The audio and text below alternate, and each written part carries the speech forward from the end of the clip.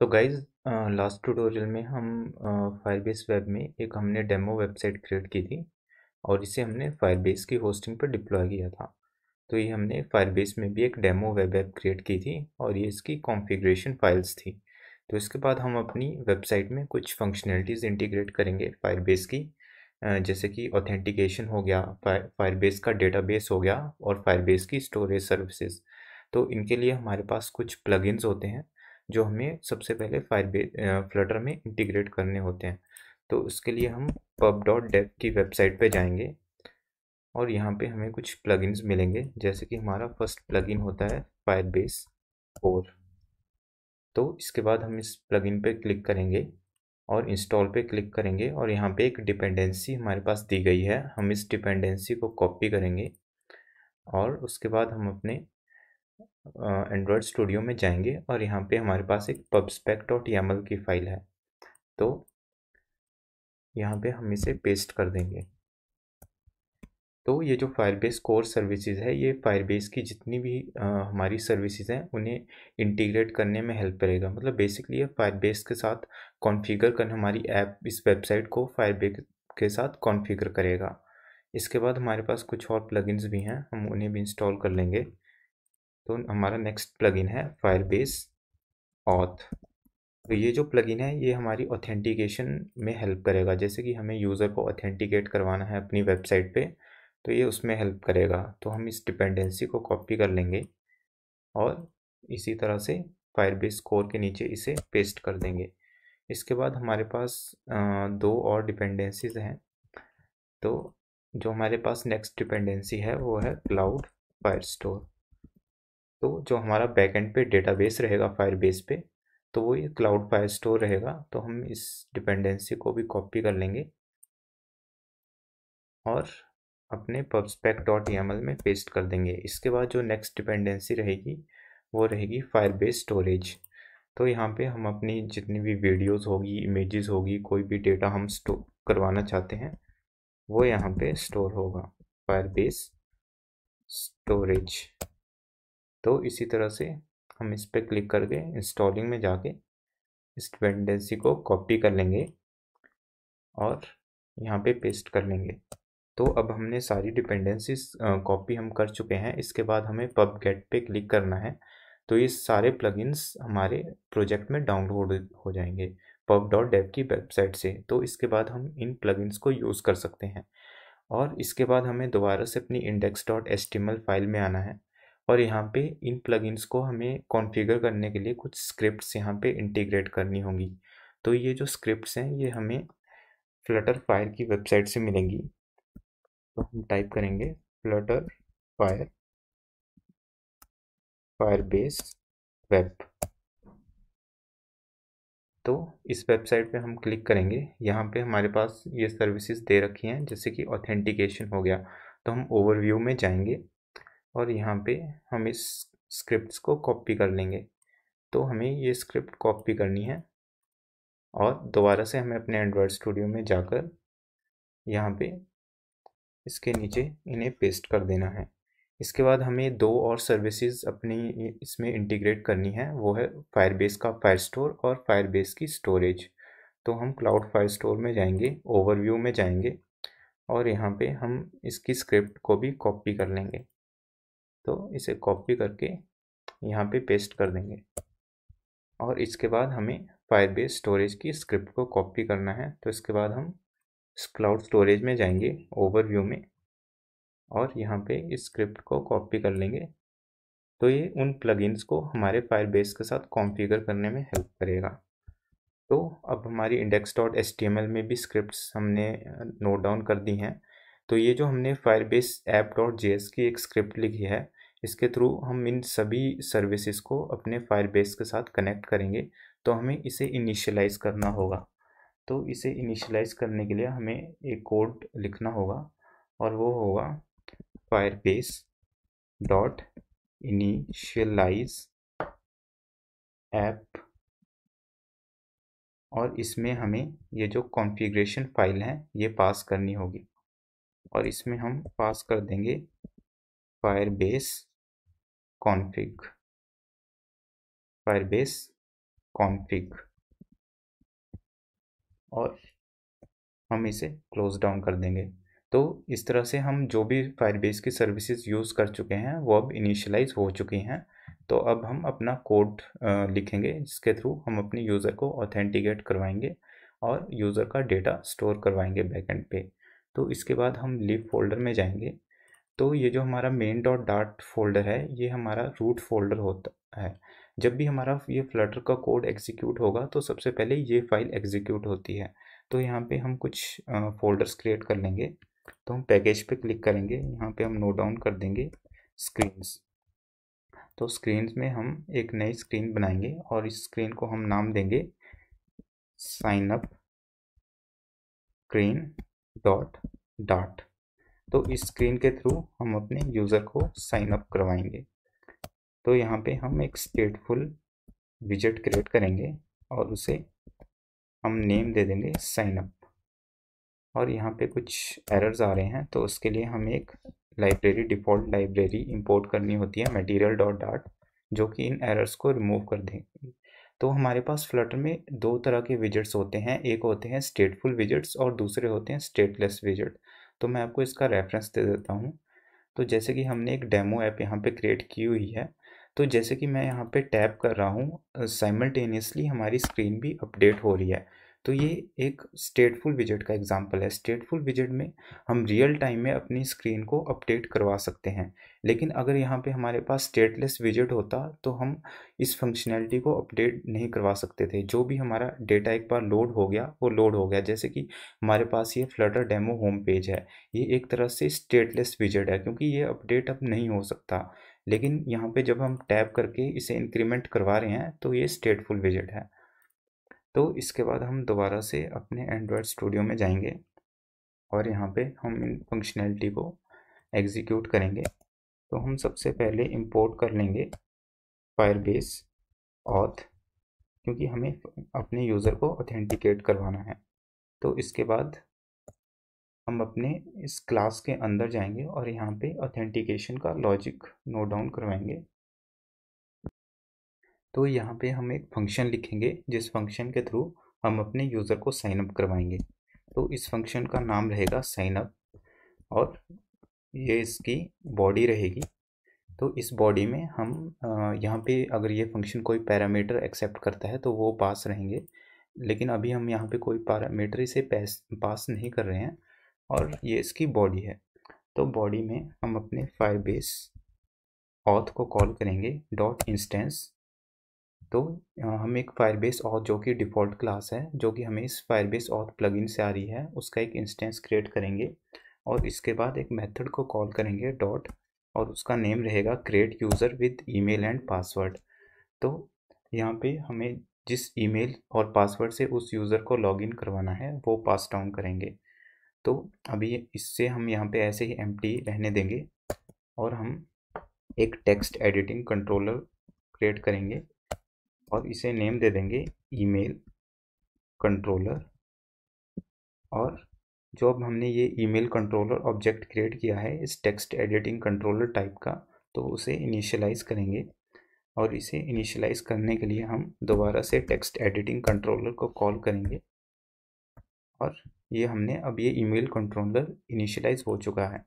अब इसके बाद हम एक और टेक्स्ट एडिटिंग कंट्रोलर क्रिएट करेंगे और इसका नेम रहेगा पासवर्ड कंट्रोलर और हम इस कंट्रोलर को भी इनिशियलाइज़ करेंगे अपने टेक्स्ट एडिटिंग कंट्रोलर को कॉल करके। तो ये जो टेक्स्ट एडिटिंग कंट्रोलर हमने क्रिएट किए हैं ईमेल कंट्रोलर और पासवर्ड कंट्रोलर, बेसिकली जब हम एक फॉर्म फील्ड क्रिएट करेंगे जहाँ पे हम अपना ईमेल और पासवर्ड एंटर करेंगे तो ये कंट्रोलर उसे ट्रैक रखेगा और यहाँ पे इस मेथड में पास कर देगा। तो यहाँ पे हम इस ईमेल कंट्रोलर को कॉल करेंगे ईमेल कंट्रोलर डॉट टेक्स्ट। तो जो भी टेक्स्ट इस ईमेल कंट्रोलर से हमें मिलेगा जो कि हम एक फॉर्म फील्ड में एंटर करेंगे वो इसे यहाँ पे पास कर देगा। तो इसी तरह से यहाँ पे भी हम पासवर्ड कंट्रोलर को कॉल करेंगे और जो भी टेक्स्ट हमें इससे मिलेगा वो हम इस पासवर्ड फील्ड को पास कर देंगे। तो अब हम टेक्स्ट फॉर्म फील्ड्स क्रिएट करेंगे जिसमें कि हम अपना ईमेल और पासवर्ड, जो भी हमारा यूज़र होगा वो अपना ईमेल और पासवर्ड नोट डाउन करेगा और फिर इस कंट्रोलर को पास ऑन करके इस फायरबेस के मेथड को पास ऑन कर देगा। तो ये जो हमारा विजेट है, जो कि हमने ये साइन अप विजेट क्रिएट कर रखा है, ये सबसे पहले एक स्कैफोल्ड रिटर्न करेगा। तो स्कैफोल्ड हम एक क्रिएट करेंगे, तो स्कैफोल्ड जो होता है वो एक विजेट हमें काफ़ी प्रॉपर्टीज़ अलाउ करता है। जैसे कि इस विजेट के थ्रू हम अपनी जो स्क्रीन है उससे एक ऐप बार भी क्रिएट कर सकते हैं और उसकी बॉडी डिफाइन कर सकते हैं। जैसे कि अगर मैं ये ऐप ओपन करता हूँ जो कि हमने डेमो ऐप क्रिएट की है, तो ये कंप्लीट एक स्कैफोल्ड विजेट हो गया, ये टोटल स्क्रीन। अब इस स्कैफोल्ड विजेट में ये एक ऐप बार होगी, ये एक फ्लोटिंग बटन हो गया, ये एक टेक्स्ट विजेट हो गया। तो स्कैफोल्ड के अंदर हम काफ़ी चीज़ें क्रिएट कर सकते हैं। तो सबसे पहले हम एक ऐप बार क्रिएट कर लेंगे। तो ऐप बार प्रॉपर्टी को हम एक ऐप बार विजेट पास ऑन करेंगे। अब इस ऐप बार विजेट में हमारे पास काफ़ी प्रॉपर्टीज़ होती हैं, जैसे कि टाइटल। तो टाइटल को हम एक टेक्स्ट विजेट पास करेंगे और टेक्स्ट में हम पास कर देंगे साइन अप स्क्रीन। इस पी को मैं स्मॉल कर लूँगा, साइन अप स्क्रीन। और इसके बाद हम अपनी ऐप बार को कलर भी दे सकते हैं। तो बैकग्राउंड कलर प्रॉपर्टी में हम कलर्स डॉट ब्लू को कॉल करेंगे। तो हमने अपनी ऐप बार को एक ब्लू कलर डिफाइन कर चुके हैं हम। तो इसके बाद हम अपनी स्कैफोल्ड में बॉडी प्रॉपर्टी को कॉल करेंगे। तो बॉडी प्रॉपर्टी जैसे कि मैं यहाँ पे शो कर सकता हूँ, ये हमारी जो ऐप बार होगी इसके नीचे जो भी ये स्क्रीन है ये हमारी बॉडी रहती है। तो यहाँ पे हम कोई भी विजेट, जैसे कि यहाँ पे सबसे पहले एक सेंटर विजेट अलॉट किया गया है, जो कि इस विजेट को जो भी हमने यहाँ आइटम शो कर रहे हैं उसे सबसे पहले वो सेंटर में ला रहा है। उसके अंदर फिर वो टेक्स्ट विजेट को कॉल करके ये टेक्स्ट रेंडर करवा रहा है। तो इसी तरह से हम यहाँ पे भी जो हमारी बॉडी है वो सबसे पहले एक सेंटर विजेट को कॉल करेगी, जो कि हमारा जो भी हम डेटा पास करेंगे उसे सेंटर में शो करेगी। और उसके बाद इसका चाइल्ड रहेगा और इसका चाइल्ड होगा कॉलम विजेट। तो बेसिकली जो भी डेटा इस सेंटर विजेट के अंदर जाएगा वो एक कॉलम के तरीके में शो होगा। तो कॉलम में हम काफ़ी सारे विजेट्स को शो कर सकते हैं, जैसे कि इसमें हम चिल्ड्रन पास करते हैं। तो चिल्ड्रन प्रॉपर्टी के अंदर हम कॉलम को काफ़ी सारे विजेट्स पास ऑन कर सकते हैं। जैसे कि मैं सबसे पहले एक टेक्स्ट फॉर्म फील्ड क्रिएट करूँगा। तो हम टेक्स्ट फॉर्म फील्ड क्रिएट करेंगे। इस टेक्स्ट फॉर्म फील्ड में हम अपना ईमेल, यूज़र जो है वो अपना ईमेल एंटर करेगा। और इसके बाद हम एक और टेक्स्ट फॉर्म फील्ड क्रिएट करेंगे। इस फॉर्म फील्ड में यूज़र अपना पासवर्ड एंटर करेगा। और इस टेक्स्ट फॉर्म फील्ड के बाद हम एक मटेरियल बटन कॉल करेंगे और जिस मटेरियल बटन पे यूज़र क्लिक करेगा और वो साइन अप हो जाएगा, मटेरियल बटन।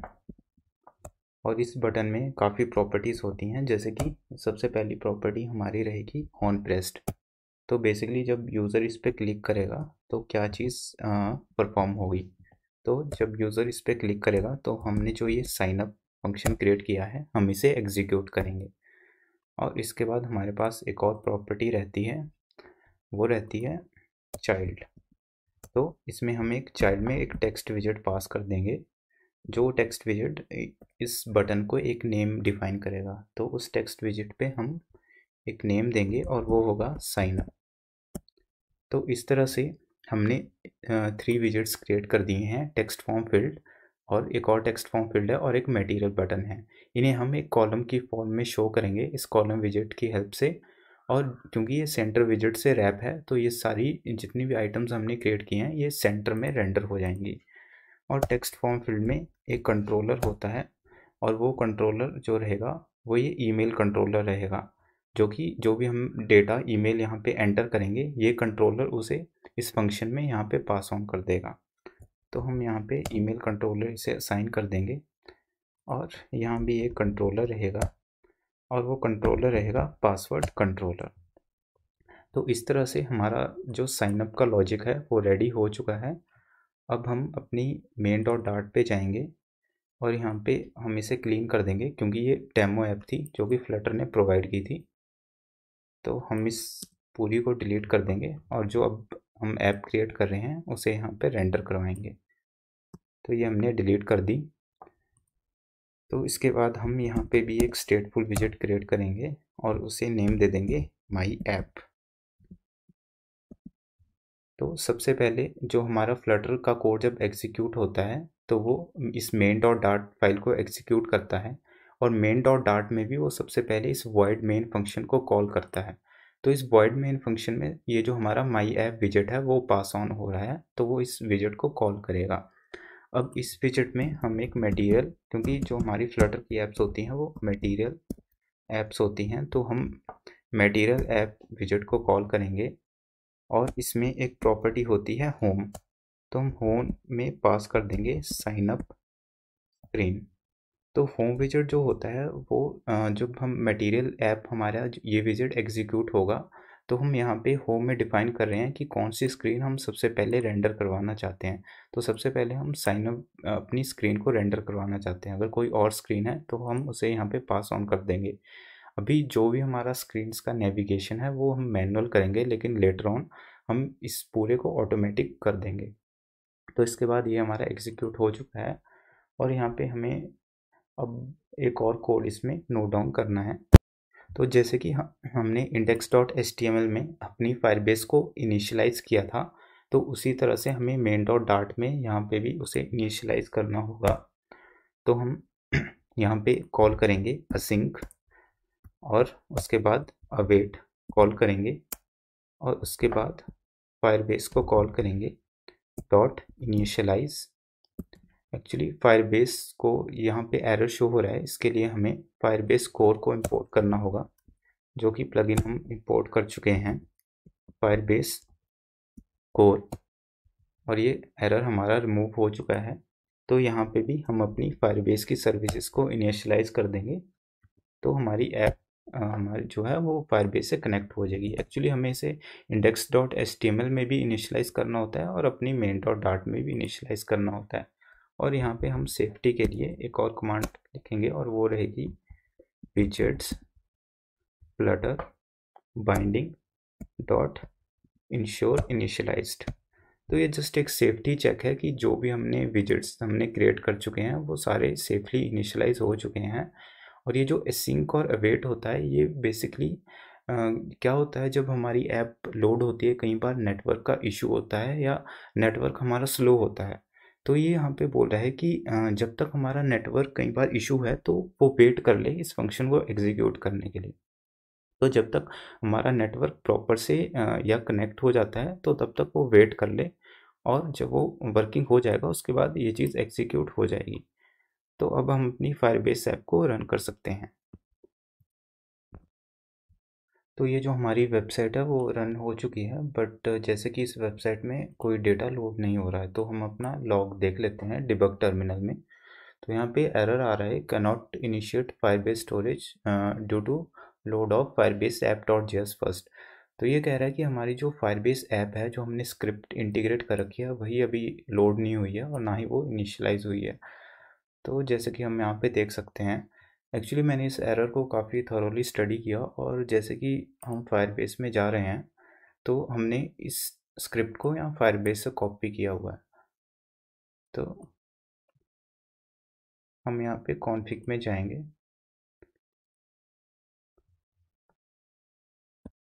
तो हमने जो हमारी ये डेमो वेब ऐप हमने क्रिएट की थी फायरबेस में, हमने इन स्क्रिप्ट्स को कॉपी किया हुआ था।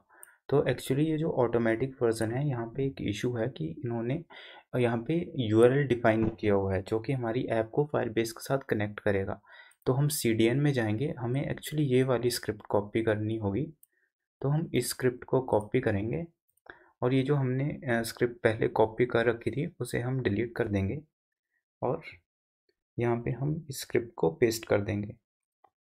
तो एक्चुअली मैं इस फाइल वैसे तो पूरे सोर्स कोड का लिंक दे दूंगा, बट ये जो index.html फाइल है ये एक काफ़ी कंफ्यूजिंग रहती है, क्योंकि इसमें हर फाइल का एक ऑर्डर मेंटेन करना पड़ता है। जैसे कि ये जो हमारी फायरबेस कॉन्फ़िग है ये इसके नीचे होनी चाहिए, सबसे पहले हमारे पास app.js डिफाइन होनी चाहिए, और ये जो हमारी main.dart.js है ये लास्ट में होनी चाहिए। तो आपको एज इट इज़ जैसे कि मैंने नोट डाउन करवाया है आपको ऐसे ही पूरा ये नोट डाउन करना है। तो हम अब दोबारा से अपनी ऐप को रन करेंगे, और अब मेरे ख्याल से परफेक्टली वर्किंग होना चाहिए, तो रिफ़्रेश कर लेंगे इसे। तो जैसे कि आप देख सकते हो हमारे पास साइन अप स्क्रीन यहाँ पे बिल्ड हो चुकी है। तो ये हमारी ऐप बार है। ऐप बार में हमने एक टेक्स्ट विजेट डिफाइन किया था जो कि ये साइन अप स्क्रीन है। और जैसे कि मैं अपनी साइन अप स्क्रीन को ओपन करता हूँ, यहाँ पे हमने दो टेक्स्ट फॉर्म फील्ड क्रिएट किए थे और एक मटेरियल बटन क्रिएट किया था। तो ये हमारे टेक्स्ट फॉर्म फील्ड हैं और ये बटन है। तो जो भी हम यहाँ पे डेटा एंटर करेंगे वो इस कंट्रोलर के थ्रू कंट्रोलर उस डेटा को नोट डाउन कर लेगा और जो हमारा साइन अप फंक्शन है वहाँ पे इस ईमेल और पासवर्ड को उसे पास ऑन कर देगा। तो हम एक डेमो ईमेल आईडी यहाँ पे एंटर करते हैं जिसके थ्रू हम अपने यूज़र को ऑथेंटिकेट करवाएंगे। तो वो होगी flutter user@gmail.com और पासवर्ड रहेगा 123456। तो हम साइन अप पे क्लिक करेंगे और इसके बाद हम फायरबेस पे जाएंगे और ऑथेंटिकेट में जाएंगे और यहाँ पे अपना यूज़र सर्च करेंगे flutter user@gmail.com। तो जैसे कि आप देख सकते हो हमारा यूज़र जो है वो ऑथेंटिकेट हो चुका है। यहाँ पे उसका टाइमिंग और साइंड इन और एक यूआईडी जनरेट हो चुकी है। तो हमने एक यूज़र का अकाउंट क्रिएट कर चुके हैं हम। अब हम इस यूज़र को कभी भी लॉगिन करवा सकते हैं और लॉग आउट भी करवा सकते हैं।